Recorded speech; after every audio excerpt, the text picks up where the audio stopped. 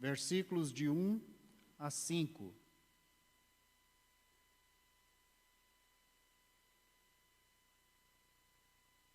Consolai, consolai o meu povo, diz o vosso Deus.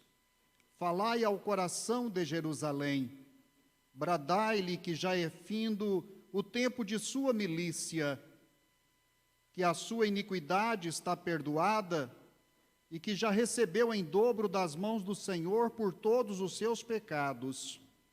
Voz do que clama no deserto, preparai o caminho do Senhor, endireitai no ermo veredas a nosso Deus. Todo vale será aterrado, e nivelados todos os montes e outeiros. O que é tortuoso será retificado, e os lugares escabrosos aplanados. A glória do Senhor se manifestará, e toda a carne haverá, pois a boca do Senhor o disse. Amém. Vamos ter uma palavra de oração e vamos pedir a Deus que possa usar este momento e este texto bíblico para trazer ao nosso coração a sua abundante e gloriosa misericórdia e o seu consolo nesta noite. Oremos. Pai de amor e de misericórdia, obrigado por estarmos aqui reunidos como Igreja do Senhor Jesus Cristo para refletir sobre a mensagem da Tua Palavra. Abençoa este momento, dá-nos a sabedoria do Senhor e aplica em nossos corações as verdades eternas de Tua Palavra.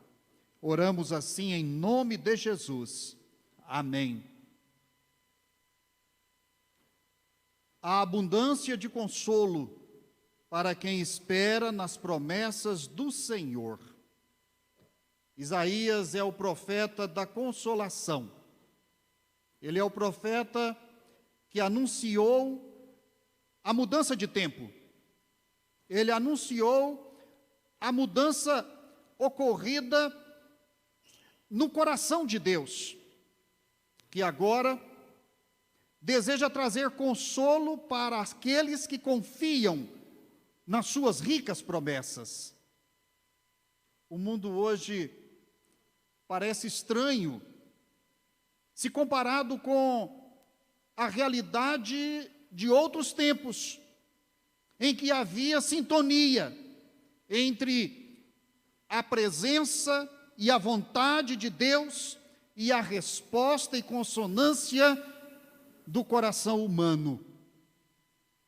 Talvez precisemos hoje de uma nova apresentação de Deus para o mundo, porque parece que aquela maneira de se falar de Deus e aquela imagem que o mundo tinha de Deus caducou. Os últimos 2 séculos, principalmente, afastaram a fé e confiança em Deus dos temas centrais e decisivos da vida humana.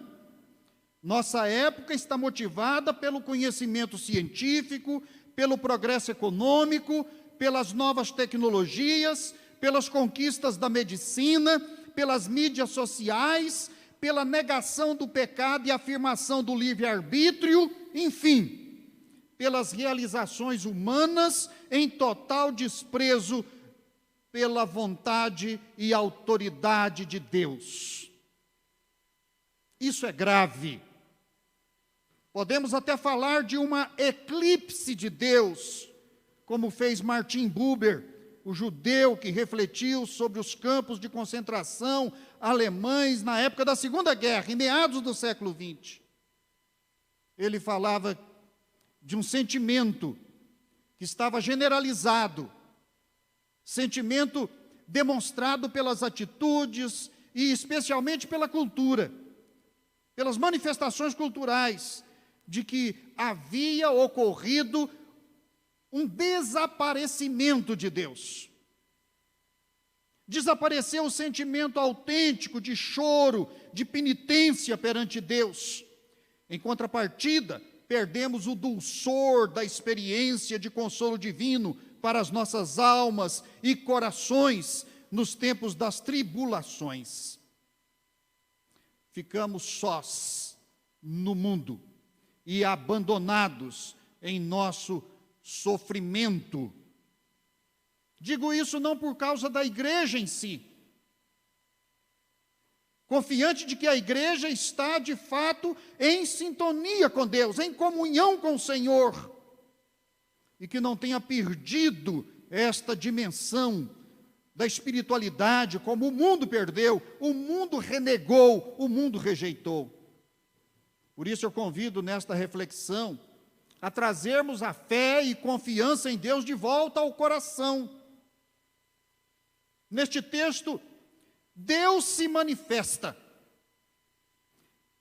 e Ele se revela como Ele quer ser visto e sentido hoje em nossa igreja e em nossa sociedade. Como é que Deus quer ser visto? Como é que Ele quer ser buscado? Como é que Ele quer ser sentido? Quem é então este nosso Deus? Em Isaías capítulo 40.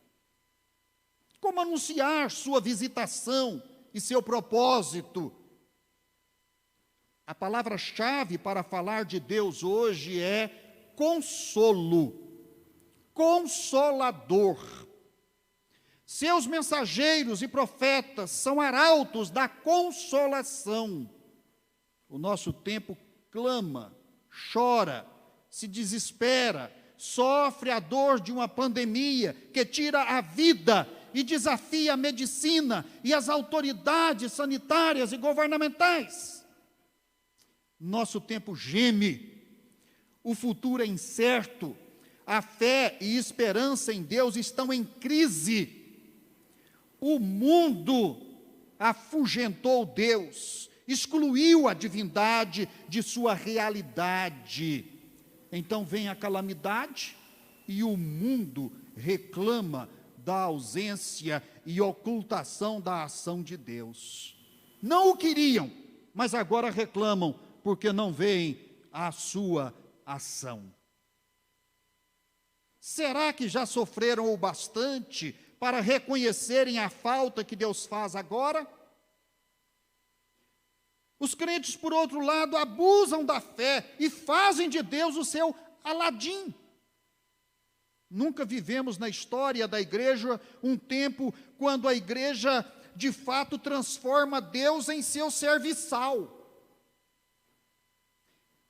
E reclamam com Deus de tudo o que acontece, como se Deus fosse o responsável direto por nossos pecados, por nossas falhas, por nossa vaidade.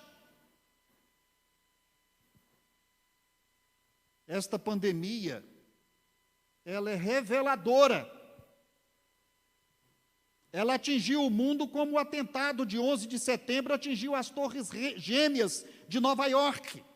Desmoronou sonhos, ceifou vidas repentinamente, e as defesas não puderam evitar o pior. Tudo isso chama o mundo a uma reflexão, a um momento em que se deve parar para pensar se isto não está relacionado com os atos anteriores de terem abandonado a Deus, sobre o que fizeram com a fé e a confiança em Deus em suas vidas. Houve um momento na vida sofrida e exilada de Israel que Deus decidiu fixar um basta e consolar o seu povo. É isto que nós lemos aqui no capítulo 40 de Isaías. Houve um clamor de oração, houve um clamor de confissão de pecados, de arrependimento, relatados por Daniel, Isaías, Jeremias, Ezequiel, Esdras, Neemias, e muitos sacerdotes e profetas, e o próprio povo, que subiu em cheiro suave até o céu. Esta manifestação da dor e clamor, pedia a volta de Deus, o seu perdão, o seu consolo, para pacificar o coração aflito e vazio de Israel. Clama a mim, e responder-te-ei, e anunciar-te-ei coisas magníficas que não cogitas. Jeremias 33:3. A grande crise de hoje é o resultado da crise do relacionamento do mundo com Deus. Não tenho dúvida disto. A partir desta constatação vem a resposta de Deus. A partir desse clamor por parte dos profetas, sacerdotes, povo de Deus, vem a resposta de Deus. A questão é se hoje o mundo está disposto a manifestar esta mesma atitude que Israel manifestou para com Deus. Dele vem a abundância de consolo, como diz Isaías. Deus ordena o consolo, versículo 1. Consolai, consolai meu povo, diz o vosso Deus. É ordem de Deus. O consolo vem como uma iniciativa de Deus para confortar os corações, para pacificar as almas. O consolo é obra de Deus na nossa vida. Consolai, consolai. Esta expressão repetidamente significa a onda de resposta e ação divina que se espalha vinda do céu. Nós precisamos de céu, nós precisamos de bálsamo celestial, nós precisamos do poder de Deus em nossas vidas. Deus se comove com a atitude humilde, reconhecendo a transgressão, o pecado e a rejeição que ofenderam a sua soberania, a sua existência e o seu amor contínuo para com o seu povo. Deus se comove quando isto é confessado. Deus colocou um fim naquele tempo de exílio e mostrou sua face de consolo, sua sensibilidade, sua paciência e seu perdão. Poderia Deus fazer a mesma coisa hoje? Se eu creio na palavra e se eu creio no Deus de Abraão, Isaque e Jacó, eu creio que Deus pode também fazer isto hoje. De Deus vem a abundância de consolo, porque Deus quer curar os corações. Deus quer curar corações e almas muito mais do que curar enfermidades, muito mais do que evitar acidentes, muito mais do que fazer um aleijado andar, um cego ver ou um surdo escutar. Deus quer o coração, Ele quer curar corações, Ele quer tratar as almas. O coração do homem é o centro. Falai ao coração de Jerusalém, bradai-lhe que já é findo o tempo de sua milícia, de suas lutas, que a sua iniquidade está perdoada, e que já recebeu em dobro das mãos do Senhor por todos os seus pecados. Deus quer curar o coração, a alma. O coração do homem é o que está por trás desta crise. O coração do homem foi feito por Deus para ser o altar de Deus, o lado sensível do homem, o seu centro volitivo, o seu centro de confiança e fé, é o eterno e transcendente que Deus colocou no interior do homem, o regenerável, a fonte de consciência divina em nós. O coração é o lugar da comunhão e da oração. É o lugar dessa dimensão onde a materialidade transcende e se descansa na espiritualidade, nas mãos de Deus, na vontade de Deus. Este é o lugar de Jesus em nós. Eis que eu estou à porta e bato. Se alguém ouvir a minha voz e abrir o coração, eu entrarei em sua casa, cearei com ele e ele comigo. É o lugar que Jesus quer na nossa vida, na sua vida, no coração do mundo. Deixa Deus tratar, portanto, o seu coração. De Deus vem esta resposta de consolação, porque Deus quer abrir caminhos novos em nós e por nós. Diz o texto do profeta Isaías: voz do que clama no deserto, preparai o caminho do Senhor. Endireitai no ermo vereda a nosso Deus. Todo vale será aterrado, e nivelado todos os montes e outeiros. O que é torto será retificado, e os lugares escabrosos serão aplainados. O terreno de nossas almas precisa ser preparado para abrir os caminhos para Iavé. Muitas mudanças de ordem moral, religiosa, intelectual, doutrinária, atitudes de relacionamento com o soberano Deus precisam acontecer em nós, precisam acontecer no mundo. Esses caminhos são construídos pelo trabalho da voz que clama. É assim que é identificada a presença e o poder de Deus neste capítulo 40 de Isaías, considerado o segundo Isaías, literariamente falando, porque representa aquele ponto de transição de quando Israel perdeu a terra prometida e foi exilado por causa da sua desobediência. E agora o seu regresso à terra prometida por um novo êxodo. Portanto, esta poderosa voz é a palavra de Deus, conservada nas Escrituras para nós. Ela não se perde, ela não enfraquece, ela não muda. As Escrituras são a fonte de nossa referência. Esta voz que clama abre caminhos novos de Deus em nós. Ela é dirigida a nós, ao coração, através de nós.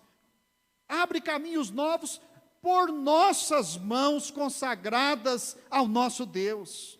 Esta é a abertura para Deus que nós e o mundo precisamos para mudar a realidade dos nossos corações e desta época.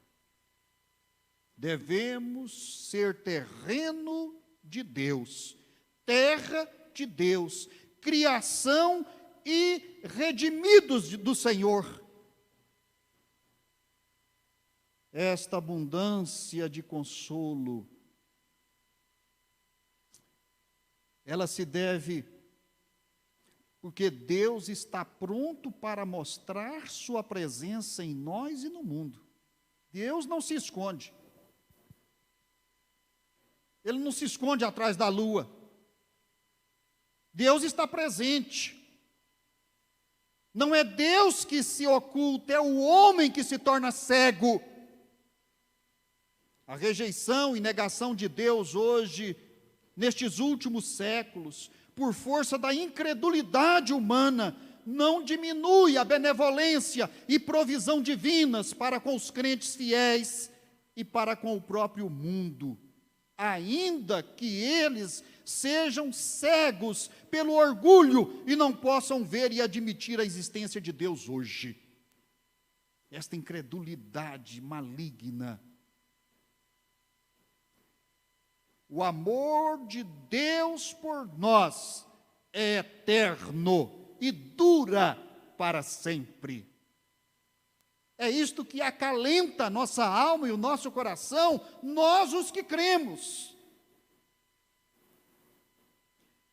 E aqueles outros que vivem na perdição de seus corações, na cegueira dos seus olhos, na rebeldia de seu livre-arbítrio, precisam de um momento de reflexão momento de quebrantamento, um cair em si, e perceberem o quanto ofenderam a Deus, o quanto foram desobedientes, o quanto desprezaram aquele que é o Criador e Senhor de todas as coisas, o quanto o renegaram, e o quanto isso é ofensivo. Não há sentimento pior do que o sentimento de ser renegado, de ser desprezado, de ser negado, de ser ofendido naquilo que é o mais próprio, a filiação. A filiação. Nisto a parábola do filho pródigo é uma peça preciosa para nós entendermos isto, não é? Que ofensa grave, profunda foi aquela do filho mais novo, quando ele disse: pai, não quero mais o Senhor, não quero mais essa casa, me dê a parte que me cabe, porque eu quero ir embora, não quero nunca mais ver o seu rosto. Feriu o coração daquele pai. Ele nunca se curou. Ele vivia à porta de casa esperando o dia que aquele filho haveria de voltar arrependido para pedir-lhe perdão e ele ter o filho de volta. Este é o sentimento de Deus. Meus queridos e diletos irmãos, concluindo, a vinda do consolo de Deus para o seu coração, para o nosso coração, e as mudanças em sua alma só dependem de você mesmo. É a sua volta que conta aqui. Dobre sua vaidade, sua resistência diante da glória do Senhor.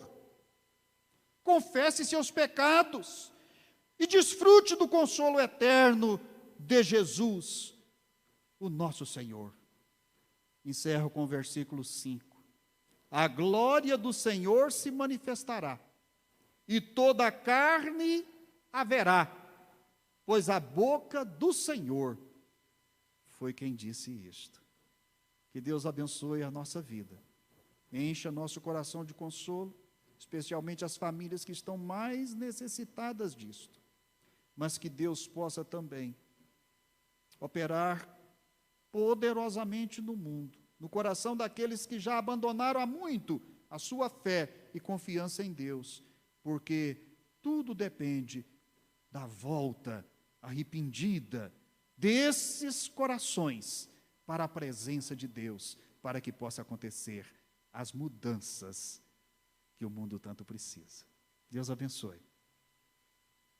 Nós vamos orar e estaremos encerrando o culto desta noite, agradecendo a todos os irmãos que estão aqui presentes, agradecendo a todos que estão acompanhando o culto pela internet e desejando que esta palavra e que este culto, hoje apresentado ao nosso Deus, tenha sido oportunidade de consolo e de restauração para a vida daqueles que nos acompanham. Vamos orar?